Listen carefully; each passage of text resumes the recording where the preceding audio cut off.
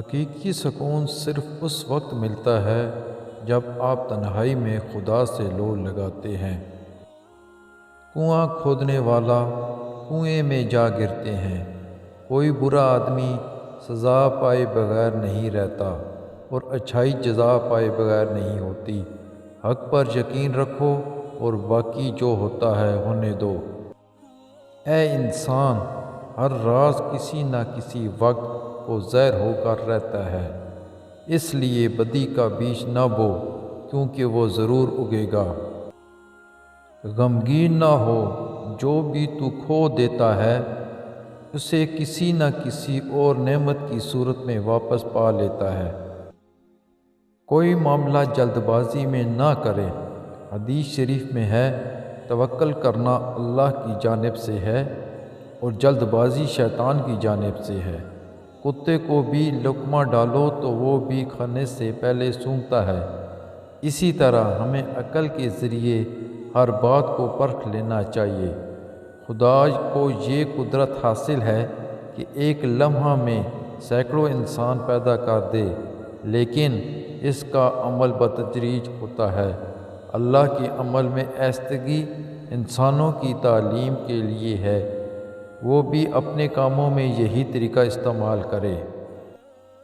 انسان تبھی اللہ کی طرف رجوع کرتا ہے جب وہ دنیا میں اپنا ہر ہنر آزما لیتا ہے۔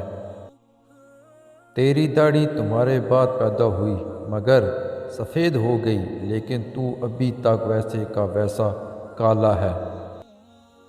تمہاری روح کے لیے اس سے بڑھ کر کوئی مرض نہیں کہ تم خود کو کامل سمجھنے لگو۔ ہر فرد کسی خاص مقصد کے لیے پیدا ہوتا ہے اور اس مقصد کے حصول کی خواہش پہلے ہی اس کے دل میں رکھ دی جاتی ہے۔ خاموشی سمندر ہے اور گفتگو نہر کی طرح ہے۔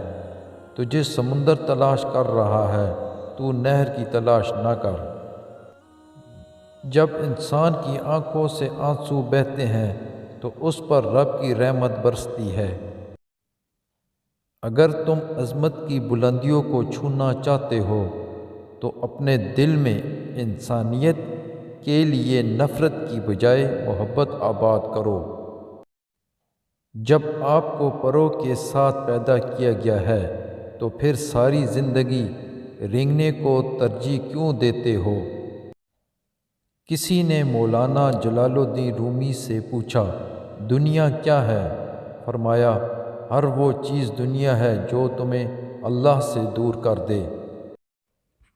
کسی نے مولانا رومی سے پوچھا کہ میرا دل تو بہت چھوٹا ہے اور دنیا کا غم بہت بڑا ہے، اسے میں اپنے دل میں کیسے سما سکتا ہوں؟ مولانا نے کہا، تمہاری آنکھیں بھی تو بہت چھوٹی ہیں، وہ تو ساری دنیا سما لیتی ہیں۔ تمہاری اصل ہستی تمہاری سوچ ہے، باقی تو صرف ہڈیاں اور خالی گوشت ہے۔